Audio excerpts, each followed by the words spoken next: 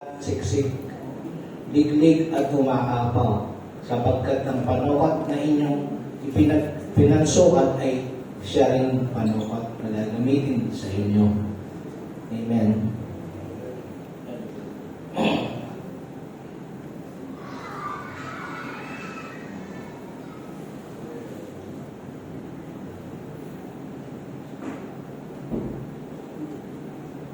Sabi po sa ang pagiging mapagbigay daw po ay isang gawain ng may pagmamahal at may pananampalataya. Kapag tayo po ay nagbibigay ng taos puso, hindi lang tayo nakakatulong, kundi nagiging daan rin tayo ng biyaya ng Diyos. Amen po. Amen. Ano man po ang pinagkaloob natin, ito po ay hindi nasasayang at binabalik ng sobra-sobra ni Lord nang hindi natin namamalayan. Amen. Ang pagbibigay po ay simbolo ng pagsunod sa Kanya, sa Kanyang mga kagustuhan pag nagbigay tayo. Ibig sabihin, ang pagmamahal ni Lord ay nasa atin. Ang promise ni Lord. Ang promise ni Lord sa kawikaan po, ang sabi niya, ang taong matulungin, sagana ang pamumuhay. At ang marunong tumulong ay tiyak na tutulungan niya. Amen po. Sige po, pwede na po tayo magkaloob. Amen.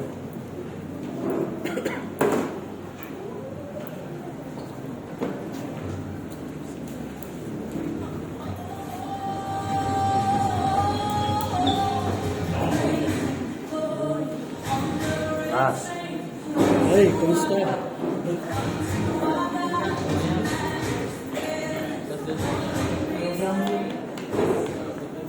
Sige po, pag-pray po natin ang ating mga po. Lord, pinupuri ka po namin sa araw na ito, Panginoon. Salamat po, Panginoon, sa mga blessings na pinagkakaloob niya sa amin sa araw-araw, Panginoon. Lord, salamat po sa mga magbigay. Naway, i-bless niyo pa po sila. I-bless niyo po ang mga kanilang trabaho, mga kanilang businesses, Lord. Pagpalain niyo po lalo sila, Panginoon. Pati na rin po, Panginoon, ang mga kasamahan namin dito. Lord, maraming salamat po sa araw na ito. Pinupuri ka po namin ang pinapasalamatan sa aming pamumuhay sa araw-araw, Lord God. In Jesus' name we pray. Amen.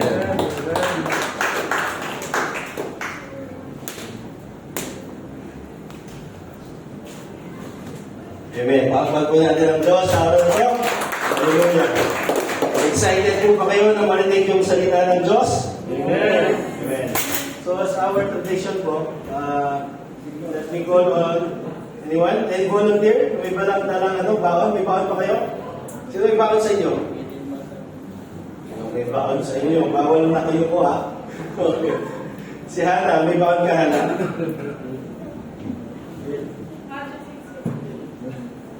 Matthew 6.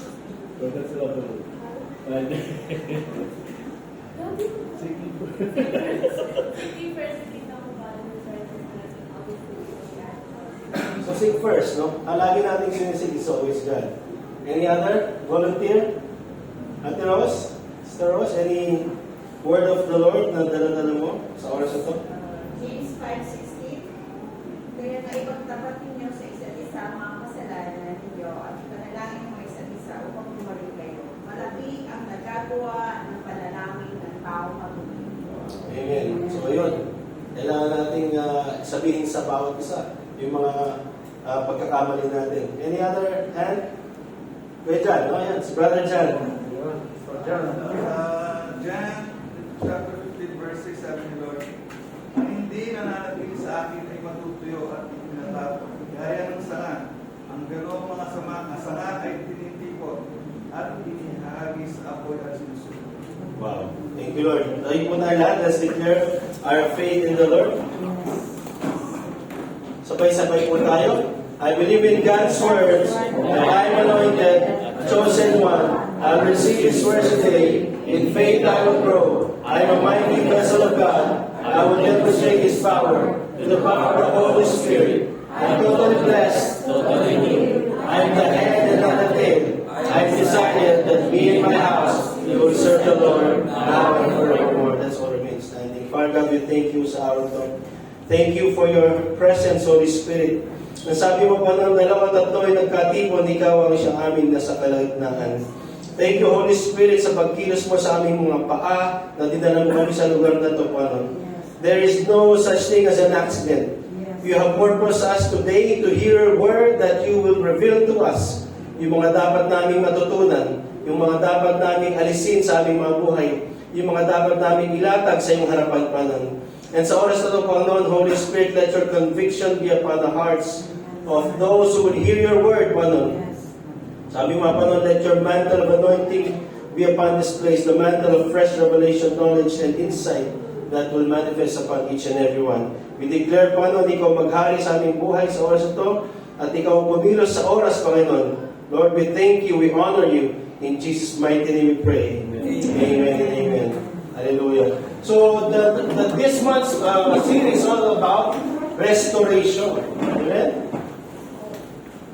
So, restoration po ang sinabi ng Panginoon sa atin for this month of August.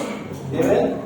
So, ang pinaka-ano po natin is coming from the book of 1 Kings 17 to 24. Yun po yung main verse or main pivotal verse. But we're going to read the whole chapter. Amen? So, dito sa message ng Panginoon sa atin lahat, He's talking about us following His word. Sabihin sa tabi mo, sumunod ka sa Diyos. Sa message na ito, mga kapatid, pinapakita rito yung kwento ni Elijah when he was told by God to a place and he will be fed by ravens. Imagine ninyo na sasabihin kayo ng Panginoon, pumunta sa isang lugar na alam mo magkakaroon ng tagtuyot. Pero bago pa yung kinausap ng Panginoon si Elijah at ang sabi niya, kausapin mo si King Ahab. Ahab is the husband of Jezebel. At dito pinakita ng Panginoon sa kanya na darating yung araw, sabi niya, hindi uulan ng ilang panahon. Magkakaroon ng tagtuyot. Hanggang hindi ko sinasabing hindi ulan, hindi ulan.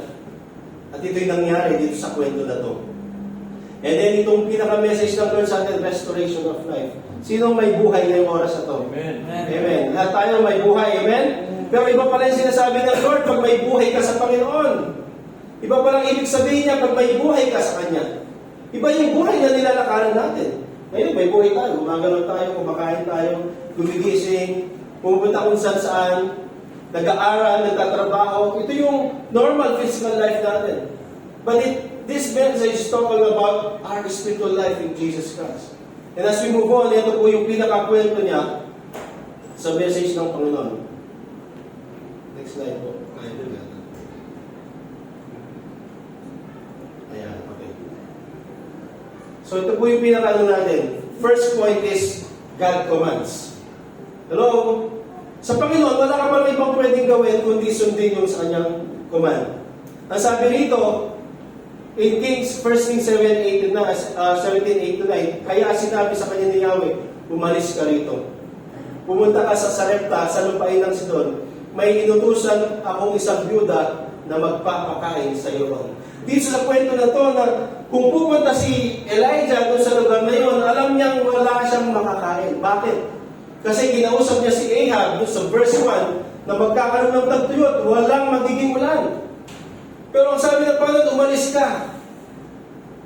Nandiyan ka ngayon sa lugar na ngayon na buhay mo, na ayaw mo. Tama ba? Nandun ka sa problema na ayaw mo na nandun ka. Nandun ka sa situation na parang hindi ka karapat-dapat doon. Dahil hindi ka dapat doon. Pero sinabi ng Panginoon, umalis ka rito. Ibig sabihin mga kapatid, God is telling you to go outside of your comfort zone. Minsan tuwan-tuwan na tayo every Sunday, nandito tayo. Tuwan-tuwan na tayo pag ito na yung trabaho natin. Pero darating ang araw, paalisin ka ng Lord sa lugar na gustong-gusto mo na nandoon ka.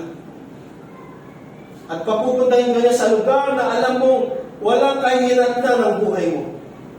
Dito yung nangyari kay Elijah. Pupunta siya sa lugar na alam niyang wala siyang makakain. Pupunta siya sa lugar na alam niyang wala siyang maiinom. Pero ang sabi ng Panginoon, meron siyang ipinrovide na paraan. May pagsubok ka kapatid, may ipinrovide ng Lord na solusyon. May problema ka, walang problema ang walang solusyon sa Panginoon. Tama ba? Sa minsan may mga problema na hindi natin masolve, di ba? Pero sa Panginoon parang mayroong mga bagay na alam mong hindi mo kayang gawin, pero ang Panginoon ang nag-provide ng solusyon. Sabi rito, may inutusan akong isang byuda na magpapakain sa roon. Imagine yung byuda, walang trabaho, may anak, at mamamatay na sila pagdating ng araw. As we move on with the story, sabi rito, sumunod ka.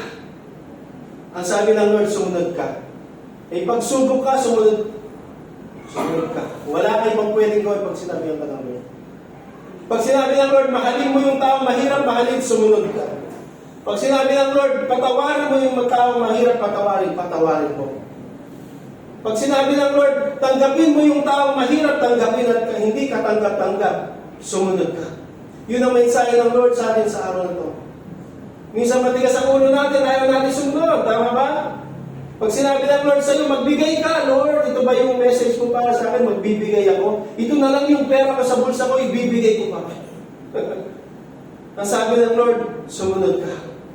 Nasabi na sa verse 10 and 11, pumunta nga siya roon at nang papasok na siya ng pintuan ng lungsod, nakita niya ang byuda.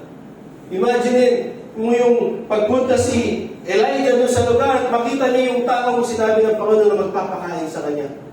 Na namumulot ng panggatong, sinabi niya sa babae, maaari po ba akong manginom? Aalis na ang babae upang ikuha siya ng tubig. Nang pahapon niyang sabihin, kung maaari, bigyan mo rin ako ng kapirasong tinapay. Imagine mo kapatid, hihingi lang ng tubig, humingi pa siya ng tinapay. Ang sabi ng byuda, may sinabi ang byuda rito. Ang sabi niya sa sumunod, huwag kang magrarason, sumunod ka. Madalas marami tayong rason, Lord, dito ba talaga ako? Lord, tinawag mo ba akong kumanta? Tinawag mo ba akong mag-preach? Tinawag mo ba akong mag-share ng word? Lord, tinawag mo ba akong maging leader? Hindi ako karapat-dapat, hindi ako marunong magsalita, hindi ako marunong magbasa. Huwag kang magrason. Sabi mo sa tabi mo, huwag kang magrason. Wala kang rason na hindi ka pwede gamitin ng Panginoon. Tignan mo yung katabi mo, gagamitin ng Lord ang pangpangutang yan para sa kapulian ng Panginoon. Hindi ka pwede mag-vision of Lord, hindi ako nagbasa kanina. Paano mo kung gagamitin mamaya? Lord, hindi ako pwede magsalita ng dire-diretso. Lord, hindi ako marunong tumugtog ng instrument. Ang sabi ng Panginoon, sino bang naglumikha ng bibig mo? Sino bang lumikha ng kamay mo? Sino bang nagbibigay ng kalakasan mo? Siya pa rin ang pinagkagalingan ng lahat. Ang sabi ng hindi ka na ngayon pwedeng magrason. Wala ka ng reason para hindi mo gawin yung pinapagawa ng Panginoon. Lord, ang hirap magpatawad. Sinaktan na niya ako ilang beses. Hindi ka pwedeng magrason. Ang sabi ng Panginoon, if you don't forgive, neither your Father in heaven will forgive you. Ang sabi ng babae, ito yung sinabi niya naging rason niya kay Elijah. Sumagot ang babae, saksi si Yahweh ang inyong buhay na Diyos. Dito natin makikita mga kapatid na hindi kinikilala ng babae ito ang Panginoon ni Elijah. Sabi niya, ang inyong buhay na Diyos, it means wala siyang Diyos. Yung babae. Marami tayong masyashara ng salita ng Panginoon na hindi nila kilala ang Diyos. Ang sabi nun, mayroon pa kaming kaunting harina at ilang patak ng langis. Kundi na lang, sabi niya. At ang sabi pa niya, namumulot nga ako ng panggatong upang lutuin yun at makakakain man lamang kami ng anak ko bago kami mamatay. Minsan, may sasabihin ng Lord sa iyo, 500 na lang yung pera mo. Pero ang sinabi ng Lord, i-bless mo yung tao yun. Minsan, yun na lang ang kakainin mo, pero may idinala ang Lord na kailangan, kakainin mo na lang, hihingin pa sa iyo. Tama ba? May na-experience ba kayong gano'n? Darating araw na yung buong sweldo mo, gusto ng Lord, ibigay mo sa taong yun. Ngayon, paano akong magbibigay ng buong sweldo ko? Anong kakainin ko bukas? Anong pambabahayad ko ng kuryente? Pero ang sabi ng babae, Mamumulot na lang ako ng kahoy. Iilan na lang yung harina na meron ako at konting patak ng langis. At gagawin kong tinapay. Pero ang sabi ng Panginoon, through Elijah, sa point 2, God will assure you that He will provide. May problema ka ngayon? God will assure that He will provide. May pinagdadaanan ka ngayon? God will assure you He will give you the strength. Ang sabi ng 1 Corinthians, when you go through those temptations, He will give you the strength to overcome it. Walang taong may problema, tama ba? Lahat ng tao may problema, pero ang sabi ng Panginoon, when you go through all those tough things that you have right now, He will give you the strength. He will give you the wisdom. Bibigyan ka niya ng tamang paraan kung paano mo malalampasan yung pinagdadaanan mo ngayon. Sabi mo sa Panginoon, God, You assure me. Ito yung assurance ng Panginoon through Elijah dun sa babae. Sinabi sa kanya ni Elijah, ni Elias, huwag kang mag-alala. Tapiin mo manabi mo, ba't nag-aalala ka pa? Ang sabi ng Lord, huwag kang mag-alala. Pumunta ka na at gawin mo ang iyong sinabi. Sabi niya, sige, pumunta ka doon. Knead the flour and put the oil. Gawin mo yung tinapay. Ngunit, ipagluto mo muna ako ng isang maliit na tinapay. Sa kamakita, mamamatay na nga yung babae at saka yung anak niya pagdating ng araw dahil tagtuyot, wala na silang makain. Pero kailangan mo muna unahin yung propeta. There are only 2 commandments that Jesus Christ gave to us. In the Old Testament, ang dami ng commandments. There are 10 commandments and there are different laws, around 630 plus laws. Imagine nyo, 630 plus na mga kailangan mong gawin. Pero there are 10 important laws. Ang unang-una doon, love the Lord your God. With all your heart, with all your mind. Thou shalt not have any other God except me, sabi ng Panginoon. Ang second is, love your neighbor as yourself.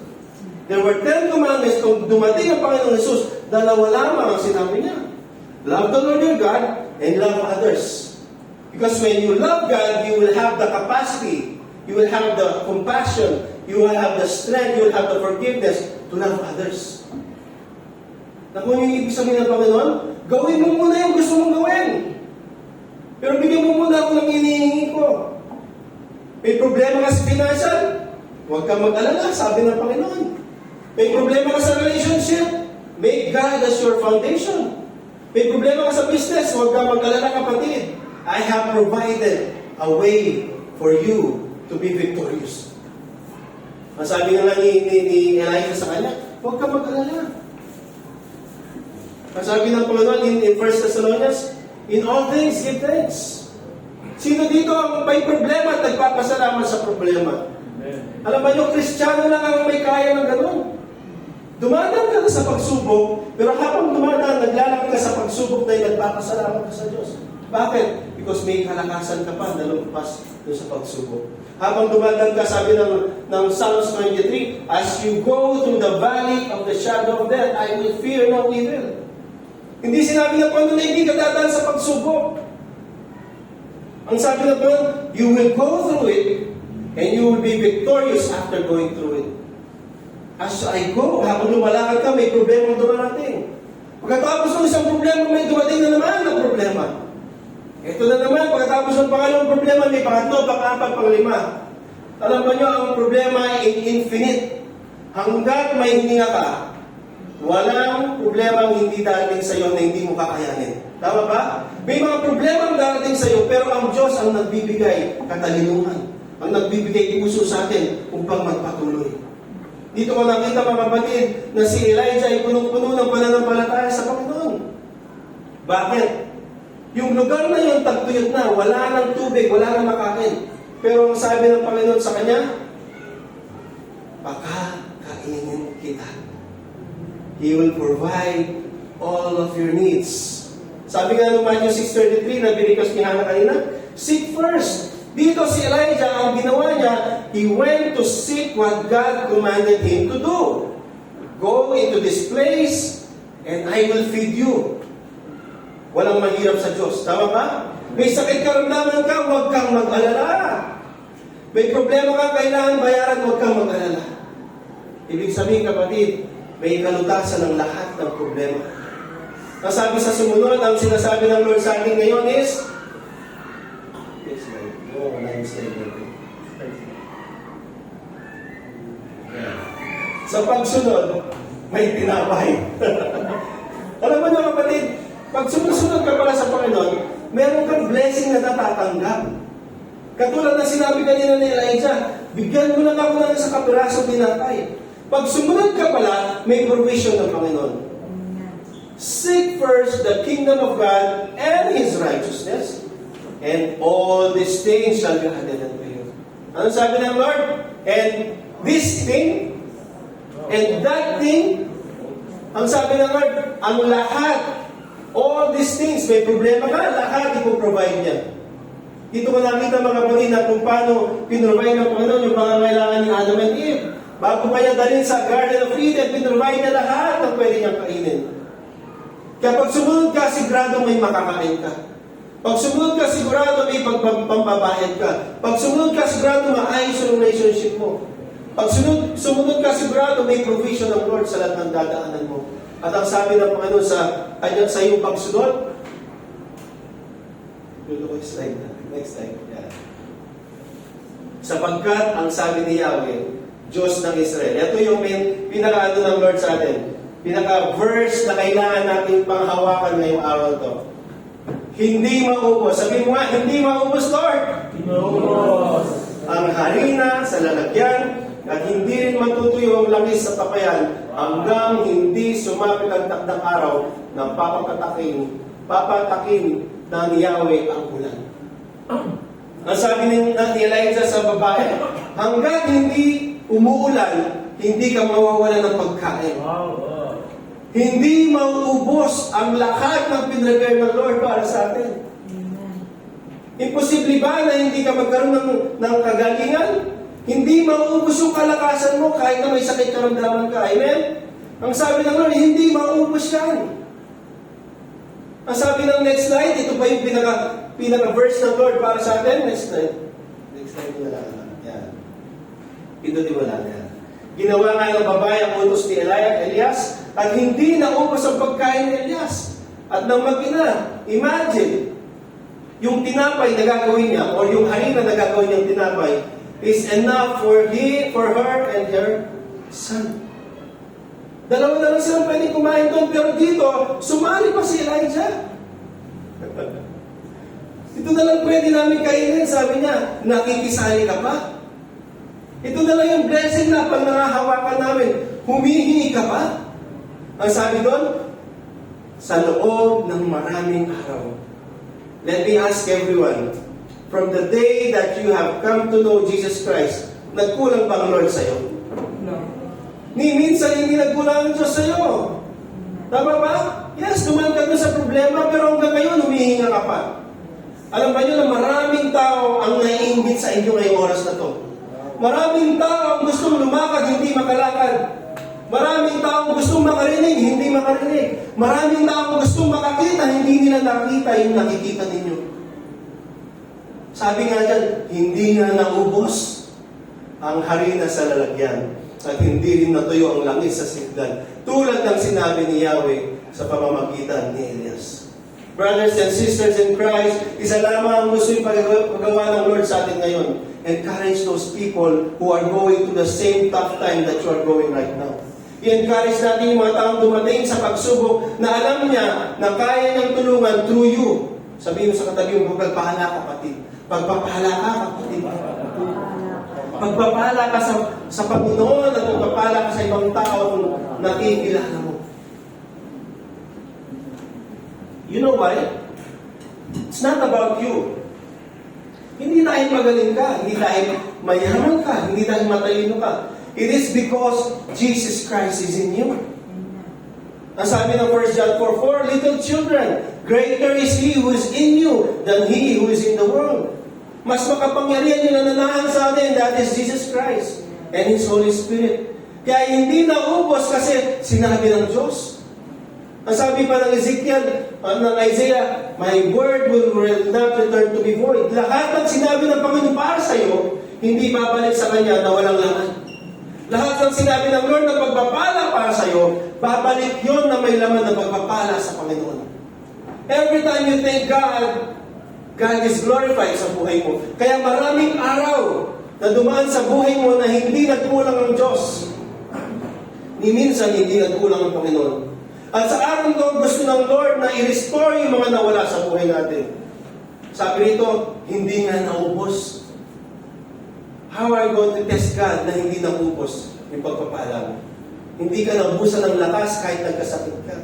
Hindi nasira yung pamilya mo kahit nagka-problema kayo. Hindi nawala yung anak mo kahit nag-away kayo ng anak mo. Hindi ka nawala ng trabaho kahit may problema sa company mo. Ibig sabihin, kapatid, sa loob ng maraming araw, ang pagpapala ng Diyos ay laging nandyan.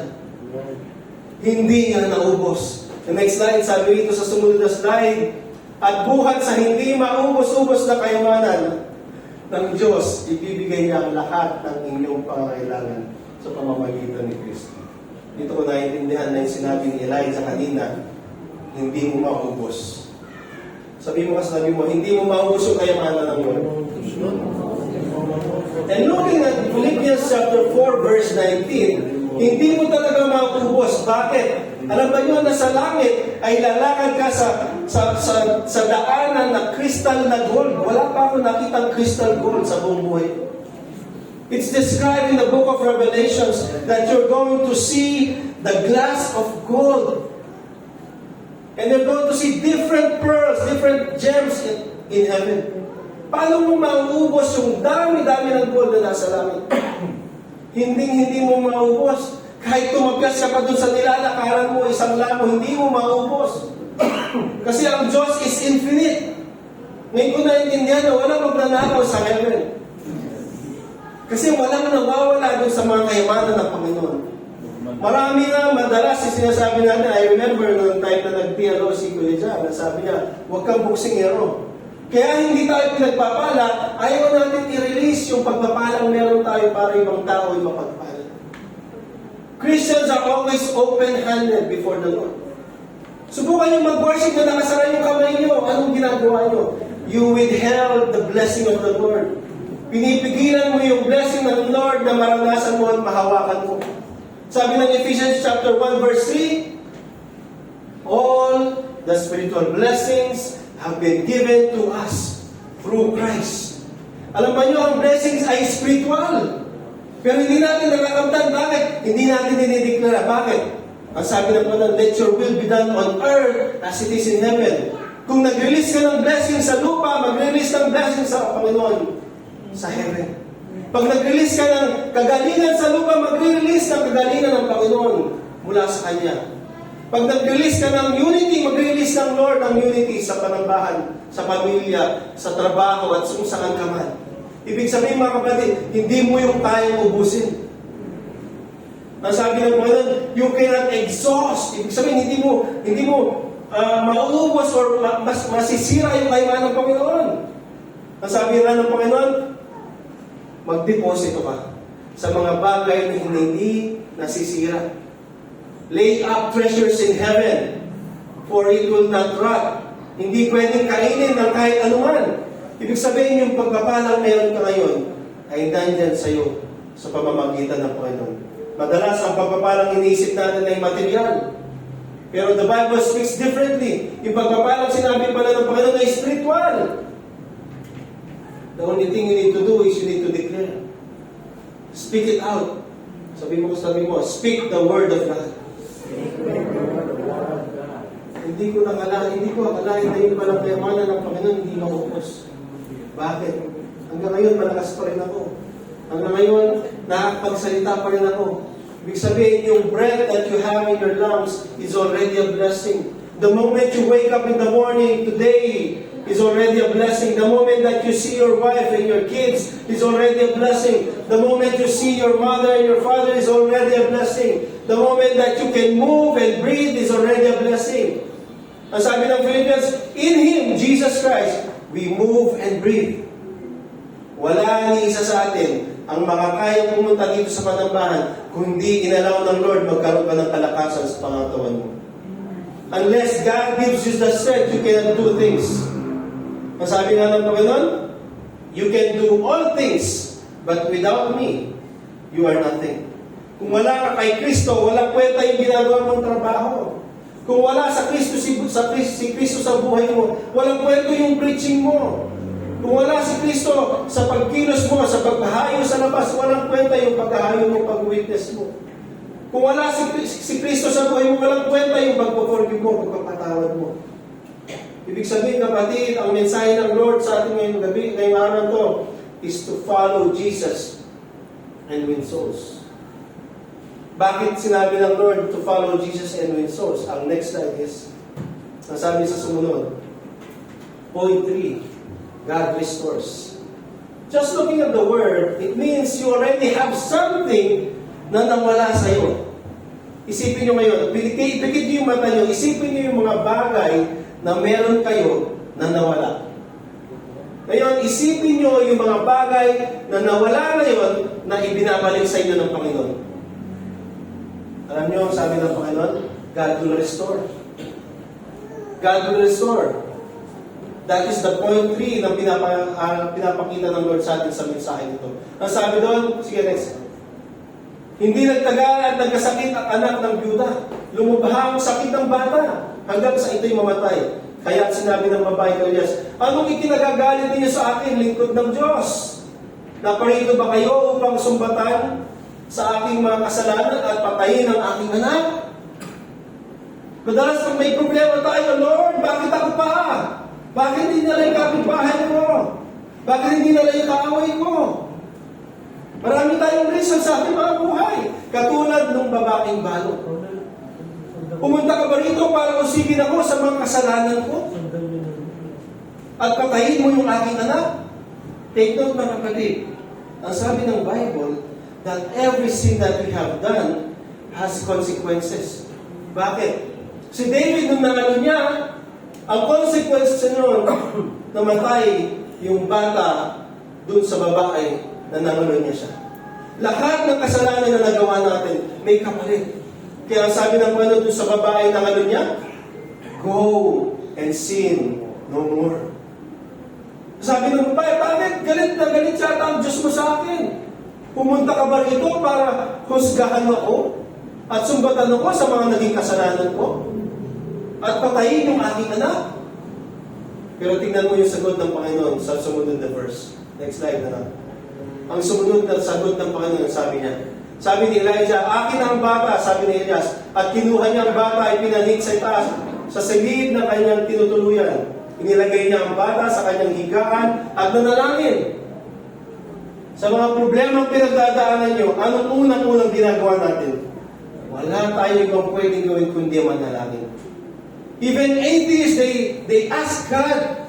Alam ba niyo yung mga taong hindi naniniwala may Diyos? Pag dumating sila sa point na kailangan na nila ang Diyos, wala silang ibang pwedeng sabihin kundi, oh Diyos, my God. Kahit yung mga taong hindi naniniwala na may Diyos, darating sila sa punto na hahanapin nila ang Panginoon. Sabi nito, inilagay niya ang bata sa kanyang higaan at nanalangin. Yahweh ang Diyos, aking Diyos. Ito ba ang inyong igaganti sa babae nagmamagandang loob sa akin? Yun ang panalangin niya. It is a prayer that Elijah reminds God that He has blessed Elijah through this woman. Kung wala yung babaeng yun, walang blessing na dadaloy kay Elijah. Kung wala yung katabi mo ngayon, hindi dadaloy yung pagpapala ng Diyos sa iyo. Alam ba nyo, lahat tayo ay daluyan ng Panginoon. Para tayong kuryente, hindi lalabas ang ilaw na ito kung walang kuryente. Para tayong mga wire, ikaw yung wire na pag dumaan sa iyong pagpapala ng Panginoon, maraming nabibiyaan sa paligid mo. At dito pinapakita ng Lord na si Elijah, ang ginamit niya para makakain siya ay yung babaeng balo. Sabi nito, 3 beses siyang dumapa sa bata at nanalangin ng ganito, Yahweh, aking Diyos, inihiling ko po uli ninyong buhayin ang batang ito. Sa Old Testament, isang beses mo lang makikita na mayroong resurrection. And that is this instance. Sa New Testament, pagdating ng Panginoon Jesus, lahat ng daanan ng Panginoon ay na-resurrect. Kaya yung sabi ng Panginoon, God restores. Meron ka ng bagay na pinangahawakan na ninakaw ng kalaban sa buhay mo at ngayon, nire-restore ng Panginoon sa iyo. Nire-restore niya yung kalakasan na nawala sa iyo. Nire-restore niya yung ilang taon na hindi mo paglilingkod sa Panginoon ay nire-restore ka ng Panginoon. Ang sabi ni David, He restores my soul. Surely goodness and mercy will follow me all the days of my life. Dito natin makita mga kapatid, pag tinignan natin yung kwento na to sa verse 17 and 18, this is the time when you died with Christ and now you're alive with Christ. Ang sabi ng Galatians 2:20, hindi na ako ang nabubuhay, kundi ang Diyos ang nabubuhay sa akin. It is not I who live, but Christ living in me. I have come to know, sabi ni Paul, na yung buhay ko ngayon na hindi galing sa akin. Dito natin makita, kapatid, na maganda ang layunin ng Diyos para sa atin. Sino rito ang nagkasala, humingi ng tawad, pinatawad at ngayon ay nabubuhay sa harapan ng Diyos? Tayo yun, kapatid. Ikaw yun, kapatid. Ikaw yun, sinasabi ng Panginoon na binuhay ng muli. At ang sabi ng Diyos dun sa babae, through Elijah, is right. Ang sabi rito, sa pagsunod, tinuturuan tayo. Next slide na lang. Yan. Dininig ni Yahweh ang dalangin ni Elias at muling nabuhay ang bata. Inakay ni Elias ang bata at binalik sa kanyang ina. Saka sinabi, narito ang anak mo. Kapatid, kung may nawala sa iyo, narito yung nawala sa iyo. Kung nangihina ka, narito yung kalakasan. Kung nawala ka, narito yung tamang daan upang bumalik ka sa akin. Ibig sabihin, kapatid, lahat ng panalangin mo ay dinirinig ng Panginoon. Sabi ng Mark 11:24, for when you pray, believe that you shall have it, and you will have it. Maraming mga taong nananalangin pero hindi sila nananampalataya na mangyari yung panalangin. Pero dito makikita natin na si Elijah ay nanalangin sa Panginoon at dininig ni Yahweh yung kanyang panalangin. Binuhay niyang muli yung batang namatay. It's the same thing with you and I, brothers and sisters in Christ. Namatay ka na. Pero dininig ng Panginoon, hindi natin alam kung pinanalangin ka ng nanay at tatay mo. Hindi natin alam kung pinanalangin ka ng magulang ng teacher mo na nasa school. Hindi natin alam na may nanalangin para sa isang tao upang ikaw ay mabuhay na muli. Alam ba ninyo, we are all results of people who pray for us. That is why it's right for us to also pray for others. Masabi sa sumunod, next slide. Sa pagsunod, may patutukan. Alam ba nyo, every time na pinagpapala ka ng Diyos, isa lamang ang pwede mong gawin. Kailangan magpakatotoo ka. At magpatotoo ka. You need to witness to God. Next slide na. You need to witness to the Lord. Ang sabi nito, at sumagot ang babae, tiyak ko nga na ngayon na kayo nga ay isang lingkod ng Diyos. Notice the story. Nung nakita pa lang nung babae na hindi na naubos yung tinapay at langis, may pasalamat ba siya? Hindi. Pero dumating sa point na buhay na ang kapalit ng pagpapalang natanggap niya sa Diyos. Dito pa lang nakita ng babae na meron palang Diyos na nagbibigay buhay at nagpapala. Dito ka nakita mga kapatid, ang sabi niya, tiyak ko na ngayon. Nung wala pa ako sa Diyos, I need to see and then believe. But when you are in Christ, you need to believe and then you will see. Ibig sabihin mga kapatid, si Elijah, sinabi na niya lahat dun sa babae ang sinabi ng Panginoon sa kanya. Hindi maubos, ang sabi niya. Huwag kang mag-alala, ang sabi niya. Pero dumating sa point na namatay yung anak ng babae, hindi pa rin nagpasalamat ang babae.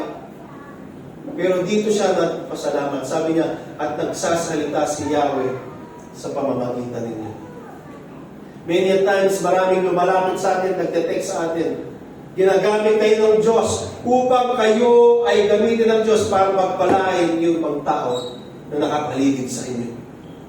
You are a blessing. The moment you wake up, you become a blessing. But the thing is, do you witness with the blessing? Hello? Pag ba pinagpala ka, nagpapasalamat ka, Lord, salamat, pag pinagpala mo ako. Lord, salamat kung hindi dahil sa'yo, wala ka ngayon sa lugar na to. Lord, salamat kung wala ka sa buhay ko, hindi ako mababago. Alam ba niyo, kung wala tayo sa Panginoon, wala na tayong pag-asa. Wala na talaga tayong pag-asa kung wala tayo sa Panginoon. Pero dito nakita ng babae na yung pag-asa pala niya ay wala kay Elijah. Ginamit lamang ng Panginoon si Elijah upang magpasalamat yung babae sa Panginoon.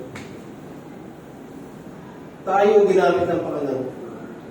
Walang pwedeng ipagmalaki ang ating pagkatao sa harapan ng Diyos, kundi yung pagmamalaki natin yung ginawa ng Diyos sa buhay natin. Sabihin ng Panginoon sa iyo, anak, wala ka namang ginawa eh. Ako lahat ang gumawa. Wala ka namang katalituhan eh. I am the wisdom. Wala ka namang kalakasan. Sa akin lahat galing yan.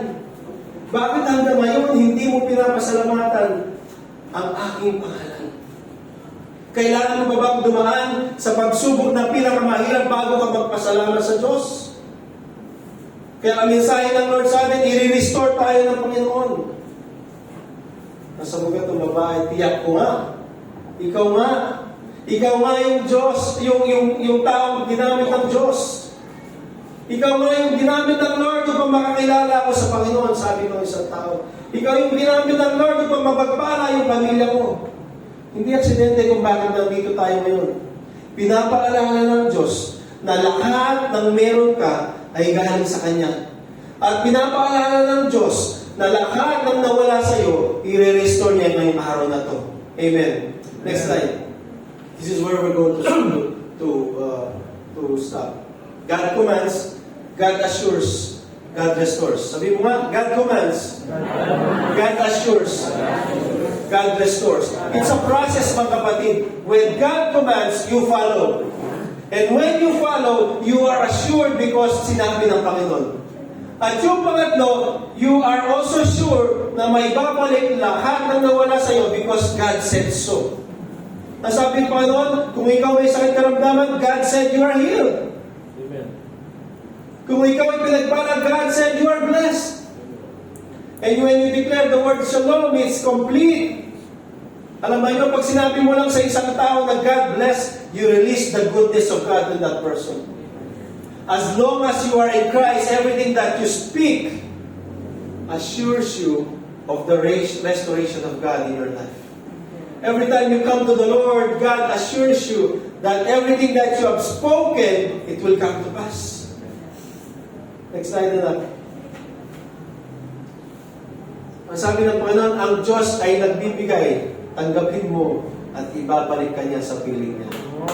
Ikaw ba yung tao na wala? Ikaw ba yung tao na lumayo sa Panginoon? Tanggapin mo at ibabalik ka niya sa piling niya. The whole message talks about restoration. This whole month, walang ibang gagawin ng Panginoon kundi i-restore yung mga nawala sa buhay mo. This whole month, wala tayong ibang gagawin kundi magpasalamat sa Diyos at ginawa niya yung dapat na mangyari sa buhay mo. And as we move along on the next slide, sabi ng Panginoon sa atin, this is where we're going to close. For God so loved the world that He gave His only Son, that whoever believes in Him should not perish, but have eternal life. Mga kapatid, God has restored you.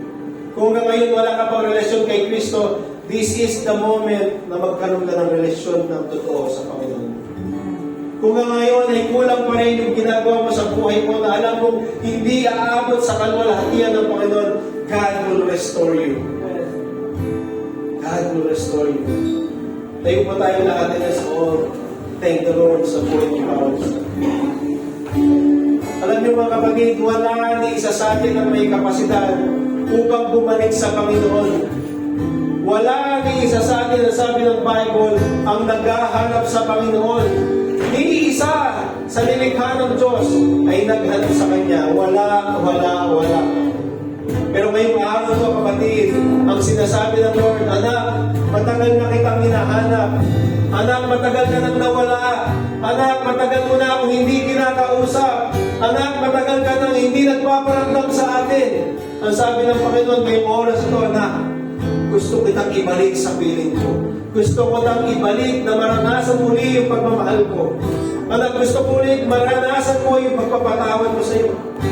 Ang sabi ng Lord, I will restore you 10,000-fold, 1,000-fold. He will restore everything that the enemy has stolen from us.